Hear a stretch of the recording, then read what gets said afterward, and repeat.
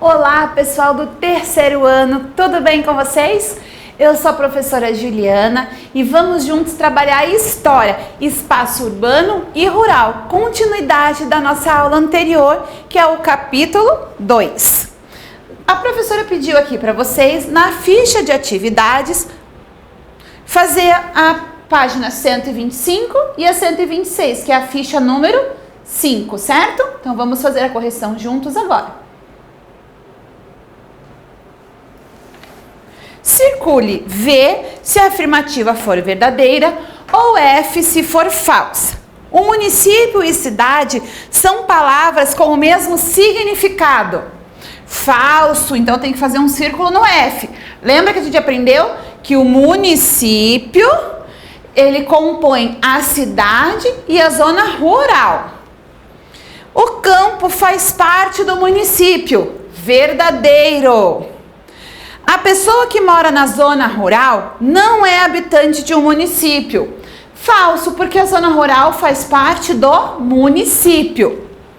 O município é formado pela zona rural e pela zona urbana. Verdadeiro. 2. Reescreva as afirmativas falsas, transformando-as em verdadeira. Então, nós já fomos falando aqui, né? Município e cidade são palavras com o mesmo significado. Não. Município, dentro do município nós encontramos a cidade e a zona rural. Os dois fazem parte do município. E a outra é, a pessoa que mora na zona rural é um habitante do município, porque a zona rural faz parte do município. Exercício 3. Observe as imagens e assinale com R os ambientes que fazem parte das áreas rurais e com U os ambientes das áreas urbanas. Então, o primeiro aqui, R de rural. Esse segundo aqui, são pessoas andando em um parque. Olha aqui, percebam a questão do asfalto. Várias pessoas ali no momento de lazer dentro de uma cidade. Então, U de urbano. Olha esse espaço de estrada de chão de terra, a pessoa andando com a charrete ou a carroça. É o espaço rural. Então, é o R. Aqui nós temos o exemplo de um espaço de um restaurante ou uma lanchonete. Aqui nós temos uma zona urbana, U. Aqui, uma pessoa contemplando a natureza, um espaço da natureza que tem uma cachoeira, é um espaço rural, R. E aqui, nós podemos perceber que é uma cidade, olha lá o fundo, os prédios, provavelmente um parque aqui. Então, é uma área urbana, U. Exercício 4. Marque com um X as características do espaço urbano, do espaço rural ou que for dos dois. Grande movimento de pessoas, espaço urbano. Casas distintas umas das outras, espaço rural. Existência de semáforos e sinalização de trânsito, espaço urbano. No espaço rural, a gente também pode encontrar, né, em estradas que tenham ali, as pessoas têm que se localizar com sinalizações, com placas indicando. Estradas de terra sem calçada, espaço rural. Paisagem formada por prédios, casas próximas umas das outras, espaço urbano. Existência de escola e posto de saúde, espaço rural e urbano. Porque também existem as escolas rurais. E no espaço urbano também tem os postos de saúde para as pessoas poderem se cuidar, né, da sua saúde. Exercício 5. Quais características citadas acima tem o local onde você mora? Faça um desenho que represente este local. Então, quais dessas características mostra o local onde você vive? Desenhe aqui o seu espaço. Como que é esse local onde você mora? Desenha e representa ele. Vamos agora para o nosso livro. Lá na página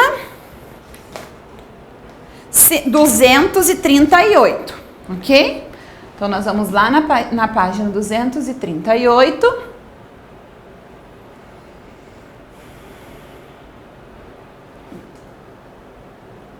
mudar aqui, que não tinha mudado antes. Vida nas cidades. Vamos falar um pouquinho sobre a questão da vida nas cidades. Hoje, a população no Brasil é, na sua maioria, urbana. E é nas grandes cidades que a maioria das pessoas pulei a palavrinha mora. E é nas grandes cidades que mora a maioria das pessoas. Muitas delas vieram da zona rural, principalmente da região Nordeste, para fugir das secas e da falta de trabalho.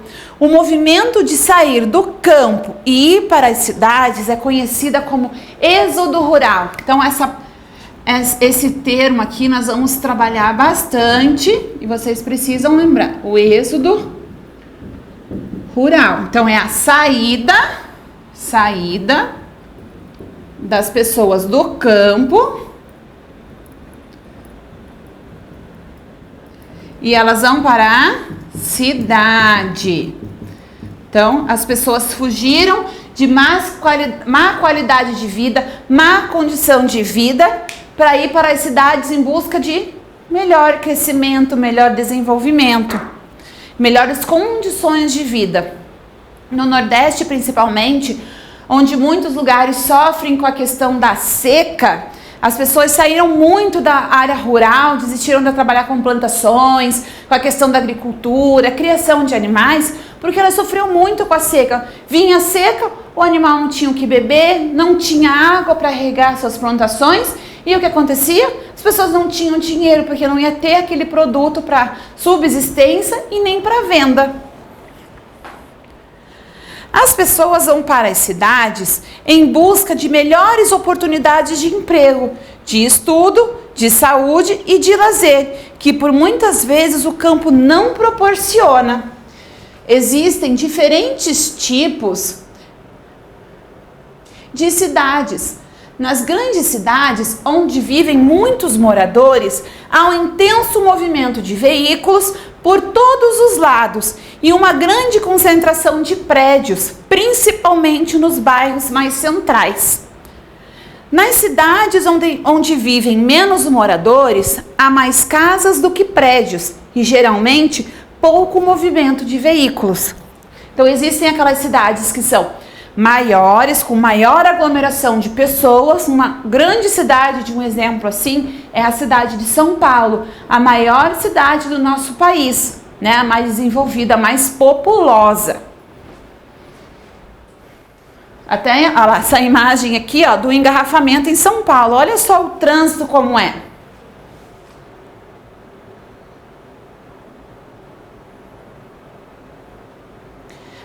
De olho no local. Marque com um X as características da sua cidade. Aí onde você mora, tem muitos prédios? Tem poucos prédios? As ruas têm muito movimento de veículos? As ruas têm pouco movimento de veículos? Então, olha lá, você vai marcar. Tem muitos prédios ou poucos prédios? Vai marcar em qual é a sua opção da sua cidade. As ruas têm muito movimento de veículos ou ela tem pouco? Então, você vai ver qual dessas opções atinge melhor aquilo que representa a sua cidade. Com a lupa na mão. Vamos lá. Cada família tem a sua rotina. Leia o texto que descreve a rotina de Glória, uma criança de 9 anos que mora na cidade de São Paulo. Então, olha lá. Eu moro com meu pai, minha mãe, meus 2 irmãos em um apartamento no bairro Pedreira, em São Paulo. Minha mãe trabalha como secretária em uma empresa no centro da cidade e precisa sair muito cedo de casa para trabalhar. Demora quase 2 horas de ônibus para ela chegar ao trabalho. Meu pai é taxista e trabalha no período da tarde e da noite. Como estudamos à tarde, é ele quem cuida da gente e leva para a escola depois do almoço. De manhã, gosto de fazer as tarefas da escola e brincar com o meu cachorrinho fofo. Também ajudo a enxugar a louça e guardar os brinquedos que deixamos espalhados pela casa. Eu e meus irmãos estudamos em uma escola bem perto da nossa casa, então vamos a pé. Depois da escola, brincamos um pouco com os amigos do prédio. À noite, ficamos com minha mãe, que prepara o jantar e sempre conta uma história antes de dormir. Então, a gente lê um pouquinho como que é a rotina da Glória lá em São Paulo. Cite 3 atividades que a Glória realiza. Então, ela faz o quê? Vamos escrever, vou escrever aqui no meu livro digital, e você também pode usar o seu livro digital para escrever, ou pode escrever no seu livro, ok? Então lá, ela brinca com os amigos, enxuga a louça de casa, né? Faz tarefa. Então aqui eu usei 3 atividades que a Glória faz. Por que o número 2 aqui? Por que a mãe de Glória precisa sair muito cedo?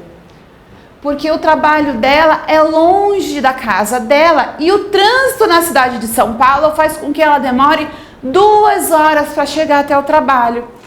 Então, porque ela mora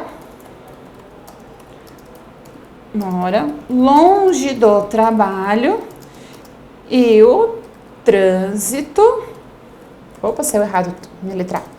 Trânsito em São Paulo faz com que ela demore 2 horas até chegar ao trabalho. 3. O bairro em que a família de Glória mora é localizado próximo à região central da cidade ou distante da região central? Ela contou, ela mora distante da região central. Opa, vamos pegar aqui o preto e fazer um xizinho. Isso. Periferia e outros espaços marginalizados. Vocês já ouviram falar em periferia? São regiões, áreas que ficam dentro das cidades, são bem afastadas do centro da cidade. Elas ficam mais distantes, ficam longe. Às vezes o acesso é um pouco mais demorado, um pouco mais difícil. E por que surgiram esses centros? Né? Esses centros que eu digo assim, esses espaços mais distantes. Vamos ler lá.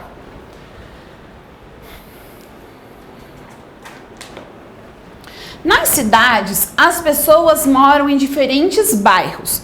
Alguns são bem localizados e têm infraestrutura adequada, como escolas, postos de saúde, policiamento, rede de esgoto, água encanada, ruas asfaltadas, opções de lazer, iluminação e transporte público, entre outras características. No entanto, a população mais pobre das cidades mora nas periferias, geralmente afastadas do centro, que tem pouco ou nenhum acesso a essa infraestrutura, o que é resultado da desigualdade social.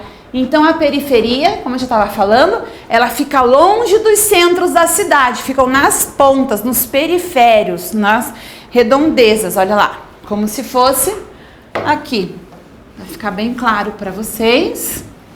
Olha lá, nós temos a cidade, o centro, né, que fica no meio, a periferia, aquilo que está aqui em volta.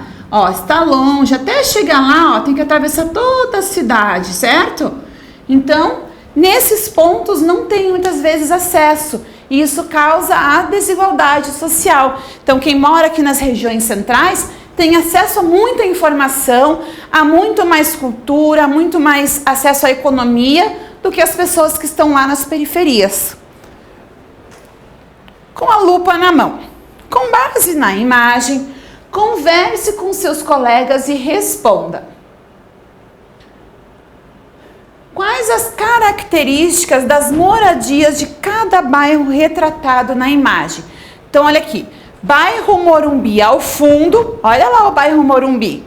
Paraisópolis à frente. Pessoal, olha bem aqui o estilo das moradias do bairro do Morumbi. Esse aqui fica em São Paulo, tá? Olha lá, prédios bonitos, prédios mais chiques. E olha aqui a região do Paraisópolis, olha. Olha a condição, a casa dessas pessoas com tijolo, não estão pintadas, elas estão assim de uma forma desorganizada, a organização delas não existe, né? Aqui é a comunidade de Paraisópolis, uns trechos é conhecido dessa forma, tá? Lá em São Paulo. Então, observando ali, quais são as características que tem ali da moradia do bairro do Morumbi para o bairro de Paraisópolis, em São Paulo? Vamos escrever ali? Você pode usar o seu livro digital ou copiar no seu livro, certo? Então, olha lá. Opa, fugiu.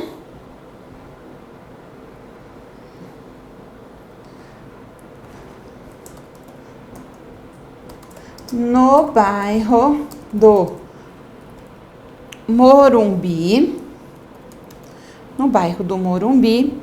os moradores moram em apartamentos, né?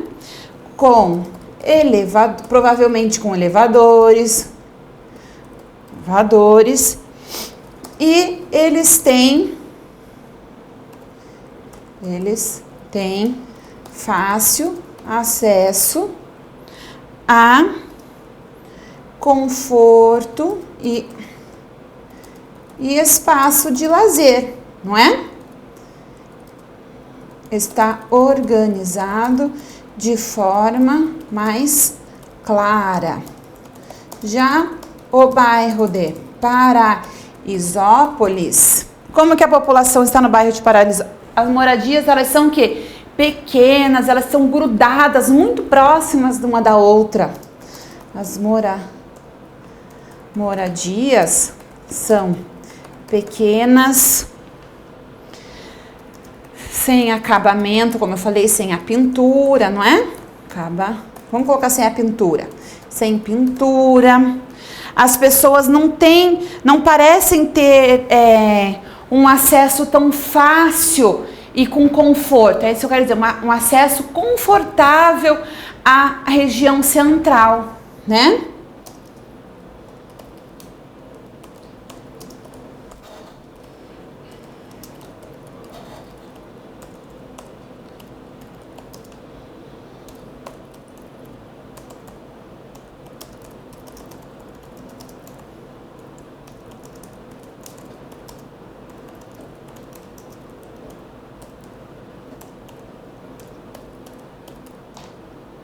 Por que existe essa diferença entre o Morumbi e Paraisópolis? É uma diferença o quê? Bem clara ali, econômica. Onde Morumbi é uma região mais rica e Paraisópolis uma região mais pobre.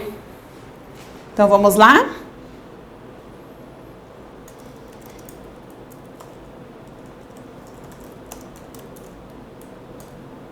Região é mais rica. O Morumbi e Paraisópolis é mais pobre, certo? E por fim, o número 3. O que é uma moradia adequada? O que é uma moradia adequada, pessoal? Para uma pessoa viver bem, é um lugar onde ela possa ter o mínimo de conforto, de acesso à higiene, né? Um lugar para tomar banho, ir ao banheiro, poder lavar as mãos, poder dormir, ter uma casa arejada com janelas para circular o ar, ter o sol batendo. Então vamos lá. Número 3.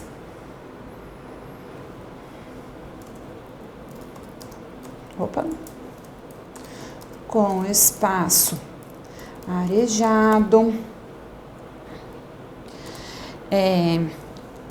com segurança, confortável para o descanso, lugar adequado para higiene e poder ter um momento de lazer, né? O que é ter um momento de lazer dentro da sua casa?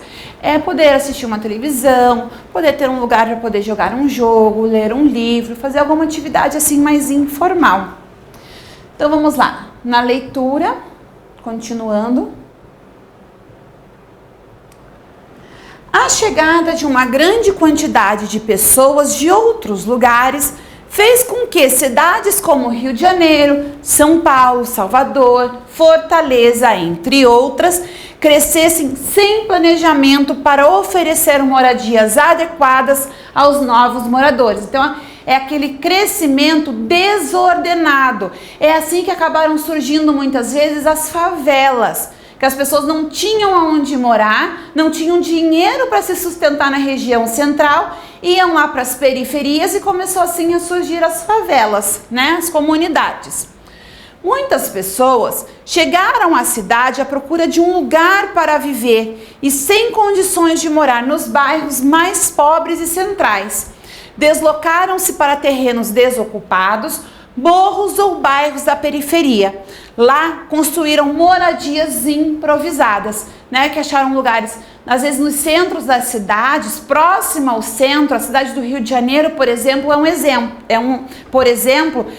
um exemplo disso. Como assim? Tem muitos morros na construção, na geografia da cidade. Então as pessoas começaram a morar nos morros, a construir as moradias no morro, para estar mais próximo da região central, não estariam tão longe lá nas periferias, teriam acesso mais rápido ao centro da cidade, mas ao mesmo tempo não teriam tantas condições de uma moradia de qualidade, tá? Trem da história. As comunidades onde se localizam moradias simples e improvisadas ficaram conhecidas popularmente como favelas. Então, olha lá o que eu já estava falando para vocês. A primeira favela no Brasil surgiu em 1897 no Rio de Janeiro, quando um grupo de soldados vindos da Guerra de Canudos da Bahia, sem ter onde morar, ocupou o Morro da Providência, que na época ficou conhecido como Morro da Favela. Lá foram construídas moradias com os materiais que havia disponíveis, como lata, papelão e madeira. O número de moradores aumentou quando, entre 1903 e 1904, o centro da cidade passou por reformas e demoliram as moradias populares do local para construir grandes prédios e avenidas. Sem opção, a população que foi expulsa do centro também passou a ocupar os morros da cidade.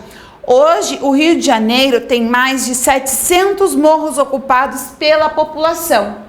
Então, olha o que eu falei para vocês, a população foi habitar e morar nos morros em busca de estar mais próximos aos centros e também ter uma moradia mais barata, mais acessível à sua questão econômica. Olha lá uma foto de um morro, o Morro da Providência. Olha lá as moradias sem acabamento, amontoadas umas nas outras.